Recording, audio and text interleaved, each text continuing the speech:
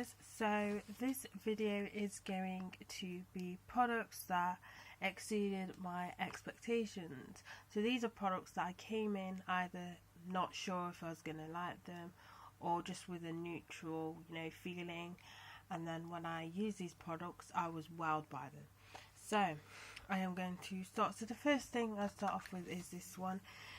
This is the L'Oreal Paris Cushion foundation. Now I went into this thinking that it's not going to be that good, but I really liked how unique it was. It was quite expensive. It's like around £15, which is obviously more than your normal drugstore foundation. Not many people liked it, but they were using it totally different. I used it how you're supposed to use it, and I fell in love with it. Like, I just loved how flawless it made my skin look.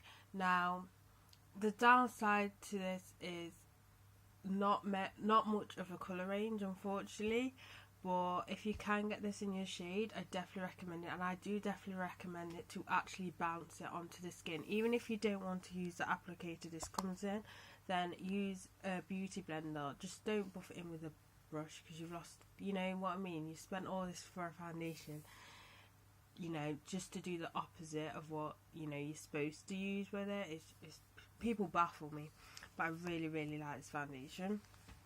Another foundation is this one. This is the NARS All Day Luminous Weightless Foundation.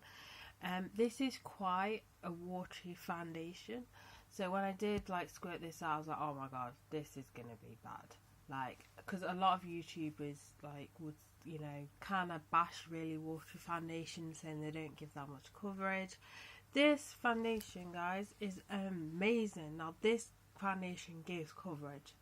Now when I was applying this and I saw how liquid the formula was, I expected it to be like a light coverage, but it's more towards a medium to full, depending on what skin imperfections that you do have.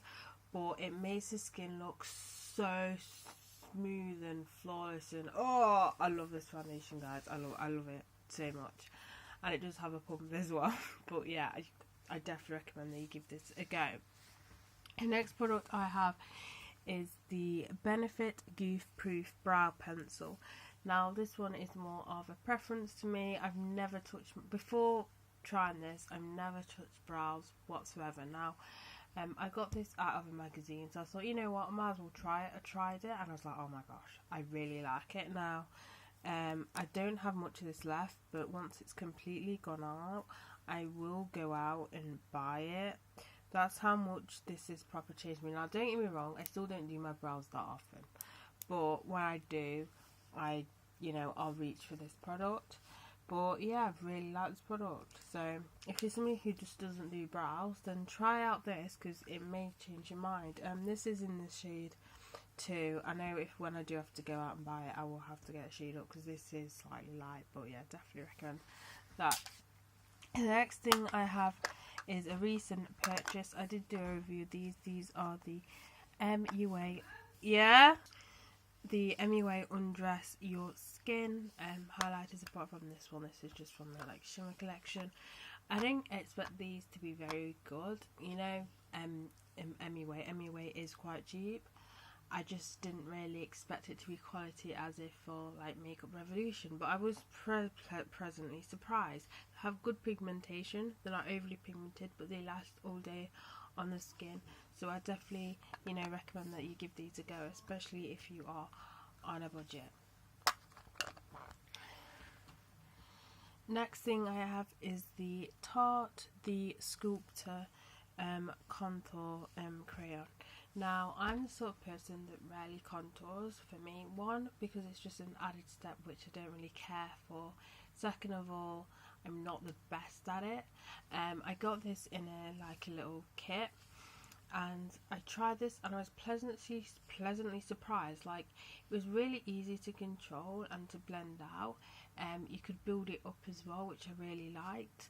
I definitely recommend this when if you're new to contouring and stuff, just because it is so easy to use. I'm not sure if you can actually get them separate, but if you can, I do definitely recommend that you give this a go.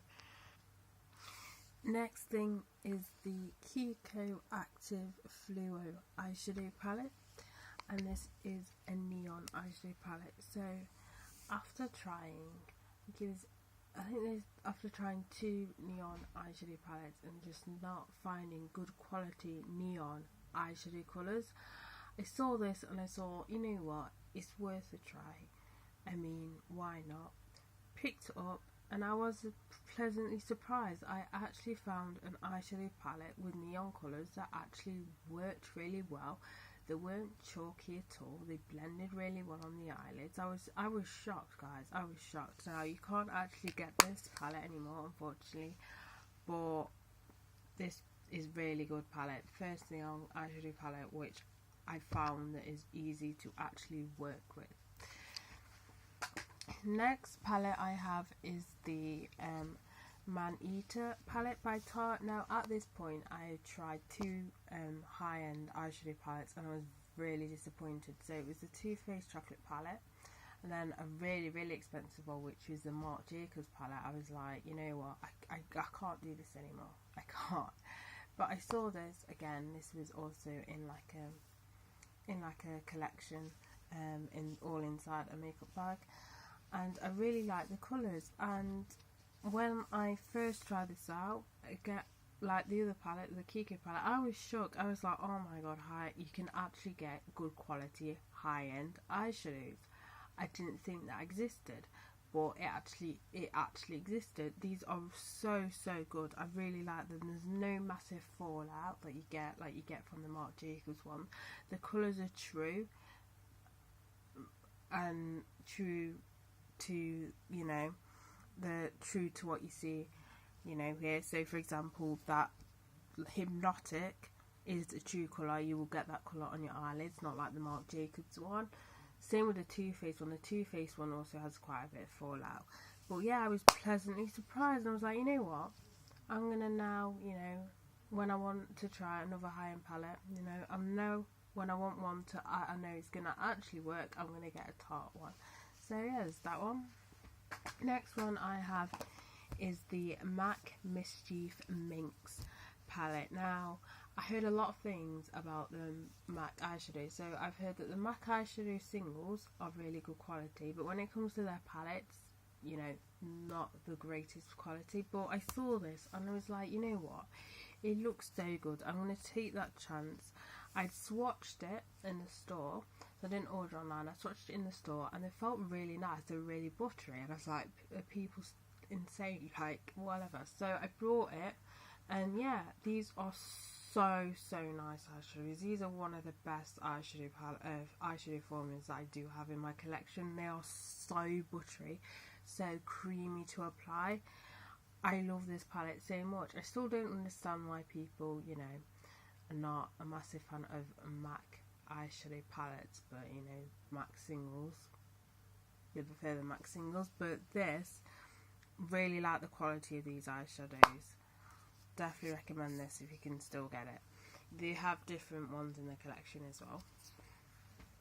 Next one I have, which is a controversial one, this is the Kylie Take Me Out Vacation palette. Now I got this because I really like the colour scheme of this palette. Now the thing I don't like about this palette is this eyeshadow brush. I just don't use it anymore. It's really scratchy and really rough, so I don't bother with the brush. But the eyeshadows are really good. Now there's a YouTuber I'm subscribed to made a comment how other people were commenting saying that, oh, you're only being too harsh because it's Kylie Jenner, and she was justifying it, saying I'm not, you know, whatever, I'm not being biased or anything. But you can seriously tell when someone's being biased towards a particular person. So for example, say they do a review of another company's eyeshadow palette, they don't like it, but they're more subtle with how they explain why they don't like it, if that makes any sense. And then when you come to them reviewing, like say Kylie Jenner, and they totally rip into the eyeshadow, and it's like, what? And it's like, yeah, you know, you can tell basically when someone's being more biased towards a company. Whereas if it's like Jeffree Star, like you watch his videos, he will be on it. He's brutally honest with any company's product that he does not like. He will, you know, he's brutally honest, so you can tell he's not biased. But there's some YouTubers you can sort of tell. Saying that, a lot of people were just bashing this. I really like this. Like, I found them were easy to blend, quite pigmented, and a lot of people's comments was the glittery eyeshadows, which pissed me off so much. People were like, oh, they're not that pigmented, not that pigmented, which brings me back to that point. If these eyeshadow palettes were in, these glittery eyeshadows were in another company's eyeshadow palette, like say, let's say Too Faced. We'll give Too Faced an example, and they weren't as pigmented, because you don't have, there's a lot of eyeshadow palettes out there where the glitters are not that pigmented unless you wet the brush, but people were so being brittle about it, saying it's not that pigmented and stuff like that. Even Kylie Jenner saying if you want more of a pop, then to wet your brush, but people making such a big deal out of it. And it's like, I'm telling you now, if that quality of them glitter eyeshadows were in a Tarte palette, there wouldn't be so much of an uproar. That's what I mean when, you know, when people are being so brutally honest. I can understand it's Kylie Jenner and everything like that. Like, people's perspective on her is like, because she's got all this money, she should be able to churn out perfection when it comes to makeup. And it's like, that's not the case. Well, first, she's never done it before. You know what I mean? It's, people annoy me so much, but let's just move on. I've talked too much about, you know, that whole situation, but I do really like this palette. Next product I have are these are the YSL Vinyl Couture mascara. So I tried these out when the first lot came out. They actually stopped the lot, discontinued it because people were having irritations, which were you know, it was irritating some people's eyes. Well, obviously it'd have to be quite a lot of people for them to actually discontinue it and change the formula or whatever they did to it. This one was from, which I got from before, and this is the one that I got after, you know, when they brought it back again. I didn't really notice a formula change at all, so I don't know what ingredient they removed, or if they did, or remove anything or what. But when I first got these, I was a bit dubious because I have black lashes. Now, I've tried colour mascaras before and they're just not showing up on my lashes, but these show up, so I got these. I really like that. The ad drew me in. I'm not gonna lie, the ad drew me in. So that's why I caved in. And I had this one, I had a blue one, but the blue one, the cap actually broke off it, so I couldn't shut it anymore, so I had to throw it, because obviously it would have just dried out. But these show up. Really, really definitely recommend if you've got dark coloured lashes, and they last all day as well. I definitely recommend you give these a go.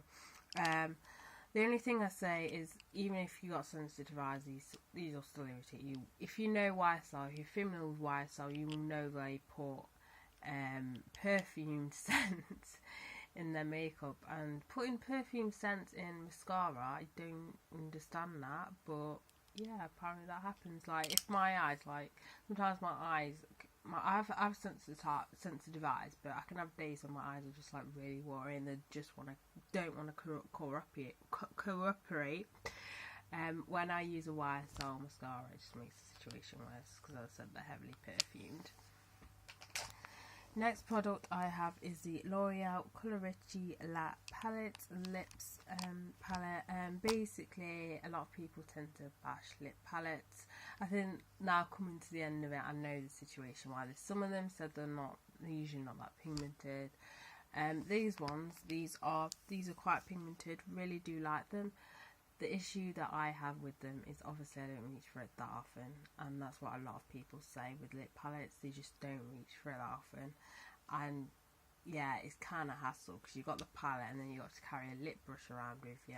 I don't use this one because it's kind of falling apart. I've got another one by Kiko, but yeah, it's kind of hassle, so I don't really reach for it that often. But it's a really good quality eyeshadow palette. This is lip palette. This is in the shade Nude. So, and then the last one, which is the Benefit Their Real Double the Lip. This one's a funny story. I've had this for years unopened, and then I found it. I was like, I'm not used this, and then I used it. I think it was last year. It's either this year or last year, and I really was pleasantly surprised. So you've literally got two colours. So you've got a lip line colour, and then you have got another colour. I'm not sure if you can see this because I've used it quite a bit, but you've got a lip colour at the outside that is for the lip line, and obviously you've got the main colour.